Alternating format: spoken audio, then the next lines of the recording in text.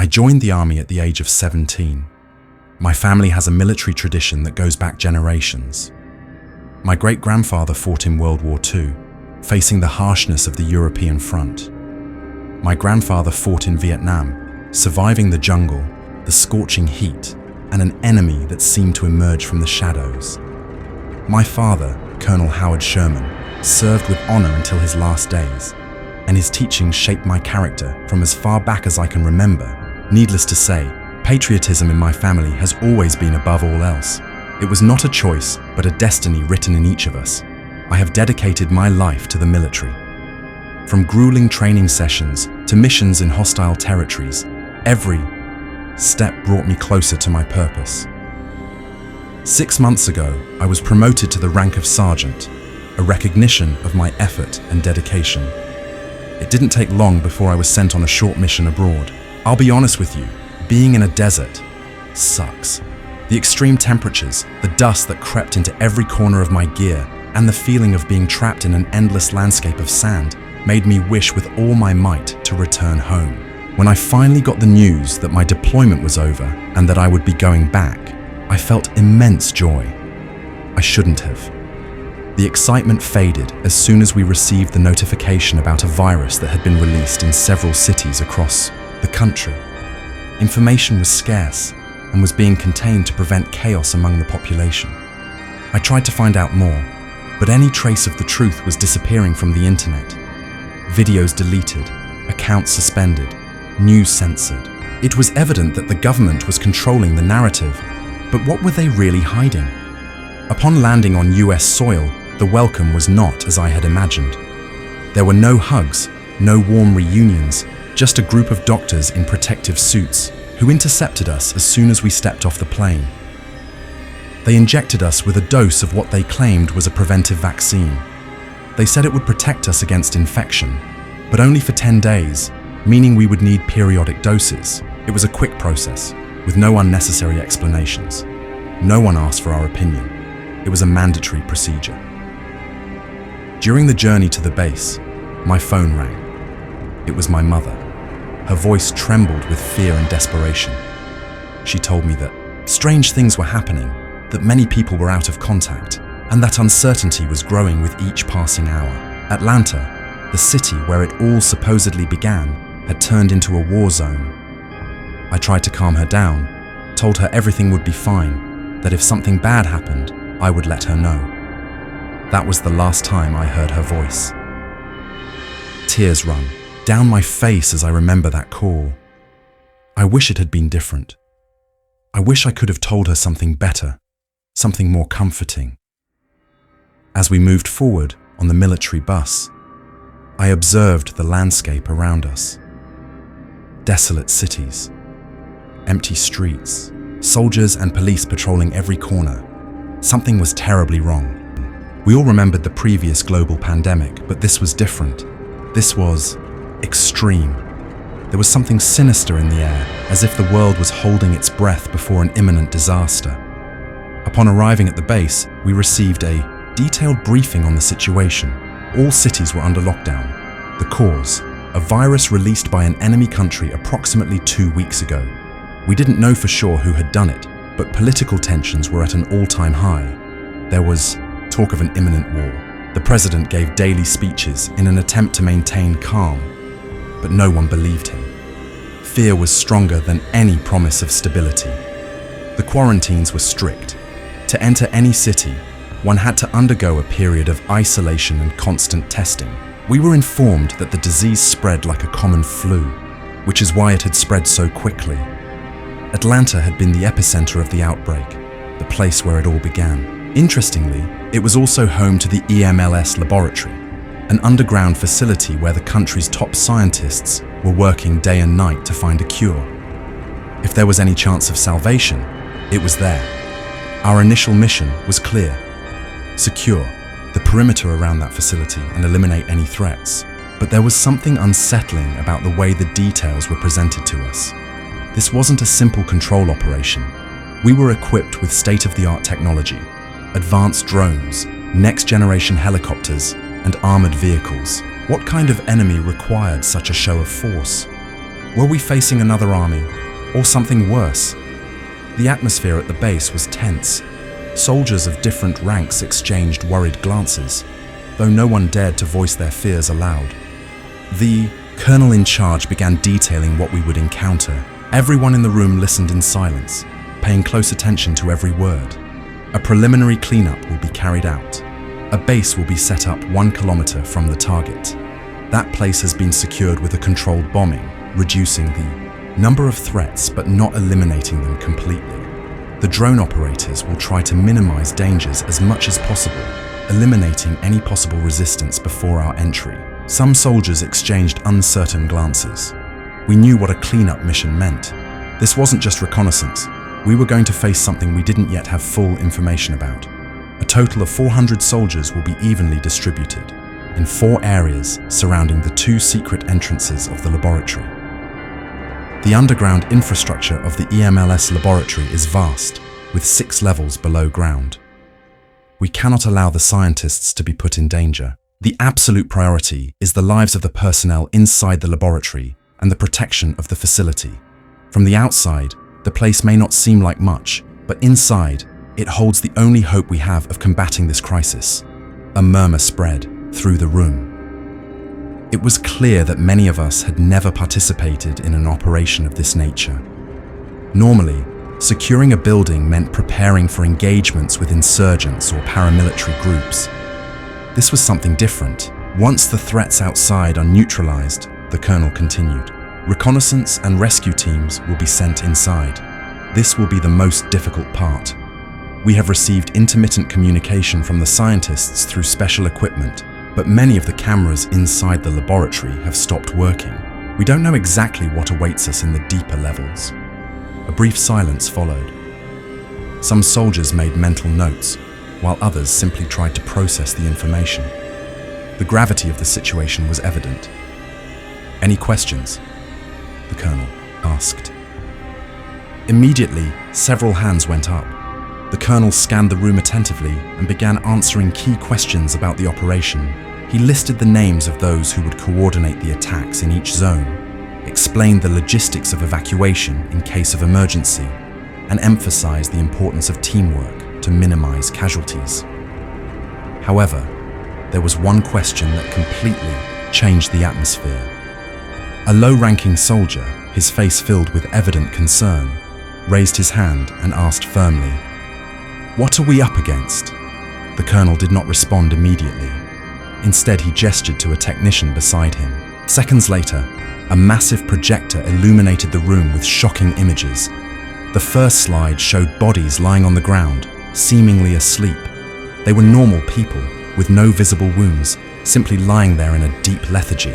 Some had traces of dried blood on their clothes, while others appeared to have collapsed mid-movement.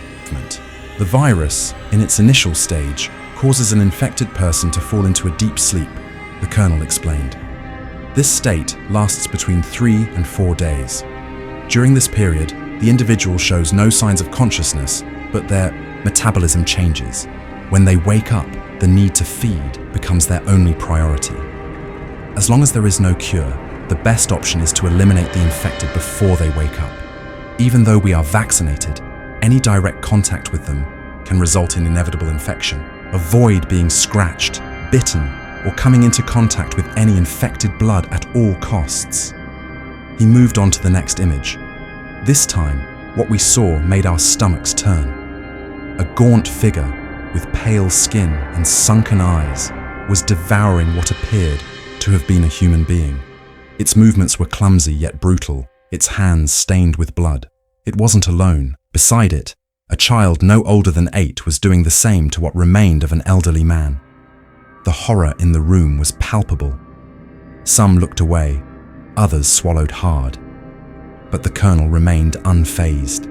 His expression was still severe, unshaken. He knew he couldn't allow us to hesitate. Once the infected satisfy their immediate hunger, they begin to mutate, he continued. The virus doesn't just keep them alive, it transforms them with each new cycle. That's why we've begun classifying them by levels. The projector displayed new images, but at this point, many of us had already grasped the magnitude of what we were facing. This wasn't just a cleanup operation. This was a battle against something beyond any enemy we had encountered before. Level 0. The Sleepers. These are infected individuals in the initial stage. They do not move or react immediately. The best strategy is to eliminate them without hesitation. A shot to the head is ideal, but 2 are recommended to ensure the outcome. Do not make unnecessary noise or waste time. Level 1. The Walkers. These infected have awakened and wander aimlessly, driven only by their need to feed. They are not fast, but in large numbers, they pose a significant problem. Always aim for the head and keep shooting until they stop moving. If you encounter more than expected, fall back, regroup, and request reinforcements if necessary. Underestimating them can be a fatal mistake. Level 2. The Runners. Here, things get complicated. They are fast, agile, and extremely strong. You will recognize them instantly. Their appearance is that of someone with an exaggerated musculature, as if they had been training intensely for months. The best strategy is to maintain distance and aim for the head or heart. If you manage to take one down, confirm it's dead before letting your guard down. There have been reports of runners, seemingly defeated, getting back up again. Level 3 Specials. This level introduces variants with noticeable mutations. Bloaters. These infected grotesquely swell up, and if shot, they explode, releasing a highly infectious fluid. Keep your distance and eliminate them safely. Clawed Agiles. Extremely thin and capable of climbing walls. They are a lethal threat in enclosed spaces and have a high ability to blend into the darkness. If you encounter them, shoot without hesitation, and if possible, incinerate their remains to prevent further risks. Other variants. Not all mutations at this level have been fully catalogued. These are the most common, but surprises should be expected. Level 4. The Colossi. This category represents a serious threat. These creatures are gigantic, reaching between 3 and 5 meters in height. They are practically unstoppable. Even if you destroy their head, they will keep moving. The recommended strategy is to lure them into an open space where heavy artillery, drones, and explosives can do their job. Never attempt to face them alone, not even in small groups. The only way to neutralize them is with superior firepower. Level 5. Unknown. This level is a mystery. It is known that the scientists inside the EMLS laboratory saw one. But before they could provide details, communication was completely lost. It is speculated that this type of mutation may interfere with electronic signals or even possess abilities that are not yet understood. The uncertainty makes it the greatest threat of all. The briefing ended, and many of us were astonished, but there was no time to fully process it. We had to move out immediately. A tactical bombing cleared the area, designated for the base, and shortly after, we departed in vehicles toward our objectives. I was assigned to the team securing Zone C, a cluster of ruined buildings. We were approximately 100 soldiers, divided into small groups to clear out any remaining threats. My squad consisted of 50 men under my command. From the moment we entered the first building, the atmosphere felt oppressive. The silence was absolute, interrupted only by the crunch of our boots on debris and broken glass. The stench was unbearable, a mix of dried blood, rotting flesh, and a chemical odor we couldn't identify. The scene was grotesque, with scattered body parts littering hallways and rooms. The prior attack had been effective, as we did not encounter too many active threats. One of my men located a locked room with several infected inside. Through the crack in the door, we could see them. They were like those described as Level 1, walkers, slow and erratic. We opened fire with surgical precision, taking them down efficiently. To our surprise, these creatures displayed considerable resistance. Only direct shots to the head or heart took them down completely. Any other impact was a waste of ammunition. Despite the adrenaline and tension, We remained calm and advanced with discipline. The mission was just beginning, and the worst was yet to come. We moved forward according to the strategy. 50 soldiers would descend through the entrance located in Zone C, while another 50 would do so through the entrance in Zone A. Our objective was to clear and secure each level until we reached level 4 of the laboratory. The rest of the men would remain outside, guarding the facility. We found one of the entrances to the laboratory, surprisingly massive. A steel door about 4 meters high and wide stood before us like an impenetrable wall. The metallic structure bore claw marks and dark, dried bloodstains, signs that something had desperately tried to get in. According to orders, once inside with the team, we had to seal it shut. It would not open again until we came out. They wanted to contain anything that was inside. With a mechanical groan, the door slowly opened, revealing the darkness stretching beyond. We advanced cautiously in formation, illuminating the stained walls and debris-covered floor with our flashlights. What appeared to be a massive tunnel extended before us, with a stench so intense that some soldiers had to cover their mouths. A mix of rotting flesh, stagnant blood, and chemicals filled the air, making even the simple act of breathing a challenge. The path was approximately 2 kilometers long. We came across a disturbing sight. At least 20 stranded trucks lined up on the sides of the tunnel, as if they had attempted to escape and something had stopped them. Inside the trucks, we found coffin-like metal containers, some with scratch marks on their surfaces. We checked a few, but only found human corpses in an advanced state of decomposition. We did not open anymore. The tension escalated when we saw movement ahead.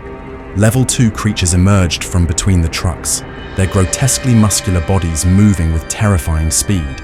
The first one spotted us immediately, launching itself at us with fury. The sound of gunfire echoed through the tunnel. Despite the impacts, the creature kept moving until a bullet to the head finally brought it down. There was no time to celebrate. A guttural growl made us turn our heads. Another of these monsters was trapped under a truck. The creature was in an impossible position, its torso twisted and its left arm completely severed, but that didn't stop it. It stared at us with hungry eyes and began thrashing violently, trying to reach us. It seemed oblivious to pain or the severity of its wounds. Its mind was entirely consumed by a single instinct: to devour. Several shots neutralized it, but the scene made it clear that this was only the beginning. As we moved forward, the stench became unbearable. We activated our night vision goggles and heat detectors. At first, we saw only faint silhouettes, but soon we understood what was happening. Multiple creatures were sitting on the ground, moving slowly, almost as if they were waiting for something. A soldier fired at one of them, a skeletal figure with long claws that was approaching us. It collapsed immediately. However, the most unsettling part was that the others didn't react. They remained still, watching from the darkness. They were waiting for us. We realized we had to get ahead of their strategy and took the initiative. We attacked first. The creatures fell one after another. The key was precision, well-placed shots to the head or heart. Avoiding wasted ammunition was crucial. We reached the end of the tunnel, where we encountered another massive metal door. We opened it and stepped inside. Here, the lights seemed to work, though they flickered irregularly, casting shifting shadows along the corridors. We were on level 6 of the laboratory. The first thing we noticed was the computers scattered across desks, some destroyed, others still on but displaying no signal. And then, the blood. It was everywhere. Walls, floors, ceilings, irregular splatters, bloodied handprints and coagulated puddles indicated that a massacre had occurred here. But what worried us the most was the absence of bodies. The scene suggested an intense battle had taken place at this level. We found spent shell casings scattered around, damage and overturned furniture, signs that someone had fought here. And yet, there were no human remains, no soldiers, no infected. It was as if something had dragged them away or consumed them entirely. The hallways were wide, allowing for proper formation deployment. We began clearing each room, but the story repeated itself over and over. No survivors, only the echoes of a silent tragedy. We reported the situation to our superiors, who ordered us to split up. We left 10 men guarding the main entrance and another 5 on level 6 to secure the area. The laboratory complex was enormous, with multiple entrances and restricted access points. According to the blueprints, the facility interconnected at levels 4, 3, 2, and 1. We reached a massive elevator, large enough to accommodate our entire group along with part of the heavy equipment. However, its appearance put us on high alert. Like the rest of the facility, it was stained with blood, and the floor bore traces of shredded flesh. We exchanged looks, sharing the same thought. We had come too far to turn back. Without hesitation, we entered the elevator, securing our weapons. We knew that whatever awaited us below would be worse than anything we had encountered so far. I descended with my men. I wish I never had. We descended to level 5. The lighting was dim, with lights flickering erratically, casting shifting shadows. Across the hallways, we moved cautiously, our boots echoing against the debris-covered floor, scattered with papers. Every corner, every half-open door seemed to conceal a lurking threat. We searched the rooms one by one. Again, the same thing.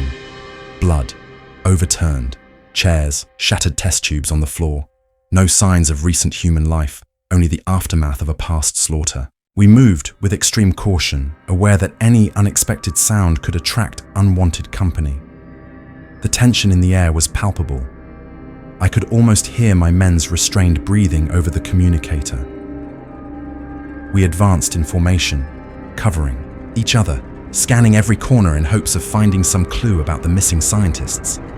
But what we found in one of the rooms froze us in place. It was a colossus, a monstrosity of flesh, bone, and latent fury, asleep within what appeared to be an improvised containment chamber. Its enormous body took up almost the entire room, and its heavy, raspy breathing echoed through the silence of the floor. It seemed to be suffocating under its own weight, while the multiple heads, fused into its torso, twisted as if they were suffering. Despite its slumber, every fiber of my being told me we would not be lucky enough to find it asleep if we made a single false move. I ordered my men to slowly back away. With every step, cold sweat ran down my spine. Any sudden movement, any noise could mean our end.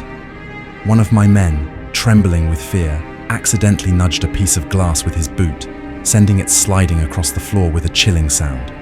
We froze. The creature inhaled deeply, its massive body shifting for a second. No one moved. Seconds stretched into eternity until its breathing slowed again.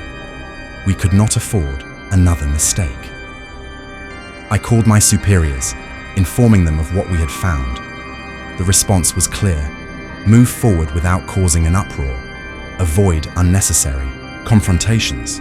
If communication was lost at any point, we were to prioritize the lives of the scientists and our own. Those words weighed on my mind as we headed to the elevator that would take us to the next level. We left 10 men guarding the 5th floor. The emergency stairs were blocked, so I ordered them to use explosives to clear a path in case the creature attacked them. The rest of my men and I would continue to the lower levels. When we descended to the 4th level, everything changed. A chill ran through all of us instantly. We felt something strange in our heads, a kind of vibration, as if a radio signal was trying to tune into us. The sensation was disturbing. My men looked at each other in confusion. "What was that?" one of them asked, his voice trembling. I tried using the communicator but only got static. That's when we heard it. A voice, not through the communicator but directly in our minds. Food. We went on immediate alert. An unnatural silence surrounded us. We moved down the hallway with our weapons ready, expecting the worst. And then we saw them. Mutilated bodies scattered across the floor. Blood had formed dark, sticky puddles that reflected the flickering lights from the ceiling. We recognized the clothing. White lab coats of scientists and military uniforms. The scene froze the blood in our veins. It wasn't just the number of bodies. It was the way they had been destroyed. Limbs torn apart, torsos ripped open, as if something had devoured them from the inside. Something inside us screamed to turn back. We tried using the elevator to go back, but it wouldn't respond. We pressed the buttons desperately, but the machine remained lifeless. Something, or someone, had deactivated it. We had no other choice. We had to cross the entire level to reach Zone A and use its elevator. A long hallway separated us from it, but it seemed to be our only way out. We move in tight formation, I ordered, trying to keep the calm in my voice. No unnecessary noise. We moved slowly down the corridor. Every shadow seemed to hide something. Every sound made us snap our heads around, nerves on edge. Suddenly, one of my men stopped dead, in his tracks. "I saw something in that room," he whispered. We cautiously approached. Inside, there were more colossi. Asleep, but their mere presence made us feel small. In the adjacent room, we saw something else. A row of metallic coffins lined up against the wall. Their steel surfaces reflected our distorted images. Suddenly, one of them moved. Inside, someone was knocking in a rhythmic pattern. I stopped. It was Morse code. "Help." We exchanged silent glances. I took a deep breath and opened the coffin. Inside was a man, extremely thin, pale, with sunken eyes from malnutrition. His dry lips parted slightly when he saw me, and a faint spark of hope flickered in his gaze. He gasped for air and, with a trembling, terrified voice, whispered, "We need to get out of here. Now." We gave him water and an energy bar, but his concern didn't fade. He kept repeating that we had to leave immediately. "What happened here? What's your name?" I asked. "Larry. I worked here." "There's no time," he muttered, glancing desperately down the hallway. "The hallway is blocked. The stairs too. There's no way out. Only the elevator." Suddenly, the buzzing in our heads intensified. A voice, a chilling whisper, slid into our minds like a cold breath on the back of our necks. "Wake up." And then we saw them move. Every creature in the hallway, in the rooms, even the colossi in their chambers. Slowly, they turned their heads toward us. Hell had just awakened. The colossi began breaking down doors, emerging from their confinement. The creatures seemed to come from everywhere. The passage leading to the Zone A entrance was blocked by a steel door, but we could hear scratching from the other side, just like the stairs. "To the elevator!" I shouted my order. We all fell back, firing as we went. The creatures fell, but they weren't dead. They kept crawling forward. One of my men threw an explosive at a colossus emerging from a room. The creature's chest and head were obliterated. As we fought our way to the elevator, I saw that massive being slowly rising again. Did it not die? I watched in agony as several of my men were killed by the muscular creatures. Others, clawed monsters, descended from the ceiling, ambushing more of our team. It seemed those bastards could blend into the environment, even changing the tone of their skin. They outnumbered and overpowered us. Every step forward was a desperate struggle. The air was thick with the stench of death and blood, our boots slipping on the remains of those who had fallen before us. We lost 15 men in total, with several wounded. We managed to enter the elevator and slam the metal door shut, throwing multiple explosives at the creatures before sealing it completely. Without hesitation, we broke through the elevator's ceiling, climbed up, and launched grappling hooks to latch onto the 5th level. I think we were all running on pure adrenaline. The sounds of the creatures clawing at the elevator door filled us with terror. We began climbing. As we ascended, we heard gunfire from the 5th level. Damn it! I remembered the Colossus. It had surely awakened, and the 10 men I had left there were holding it off. We climbed as fast as we could, carrying the man we had found. Below us, a loud crash echoed. It sounded like hammering. We saw the elevator plummet, and from the open doorway, an enormous creature emerged. It stopped, assessing its surroundings, and became aware of us. It stepped out and dropped into the void, but soon grabbed onto the sides. It began to climb. Above us, the explosions ceased. We shouted for support. No response. We fired at the creature, threw 2 grenades, and finally, the beast fell into the abyss. We reached the team above. To our surprise, only 1 survivor remained. He told us the Colossus had suddenly awakened and massacred everyone. His voice trembled. His eyes were hollow, as if he had stared into hell itself. We took the emergency stairs, which had already been unblocked. More creatures emerged from below. We ran, fleeing from the shrieks that echoed through the walls. Blood stained the floor, the walls, and our gear. The stench was unbearable. We heard crashes behind us, inhuman blows that made the structure tremble. They were chasing us. We didn't look back. We knew that if one of us stumbled, it would be the end. When we crossed the metal door on the 6th level, we shut it completely, praying it would be enough. Some collapsed to the ground, gasping for air, while others aimed their weapons at the doorway, ready to fire. No one spoke. We all knew we had barely escaped. I looked at the man we had saved. He was unconscious. I prayed he was still alive, and that none of this had been in vain. That was my last mission before the government fell. We lived through hell, that's true. But then I wonder, how did the civilians fare? Without weapons, without protection, a chill runs down my spine when I think of my mother. I hope she went quickly and in peace. When I returned to my hometown, I found everything destroyed. It had been bombed. My mother was dead. If you think about it, it makes sense that all of this happened. After all, we had fools in power. I hope one day the situation improves. I share this with you, hoping that my story helps you in your search for the truth, my friend. Davis Sherman. It is incredibly difficult to obtain information about what happened in Atlanta. Almost no one survived. That laboratory, many answers, lie there. It was the place where the virus was created. All those responsible are already dead, but what were they thinking? What was their goal? I hope one day to find out. I will keep searching for information.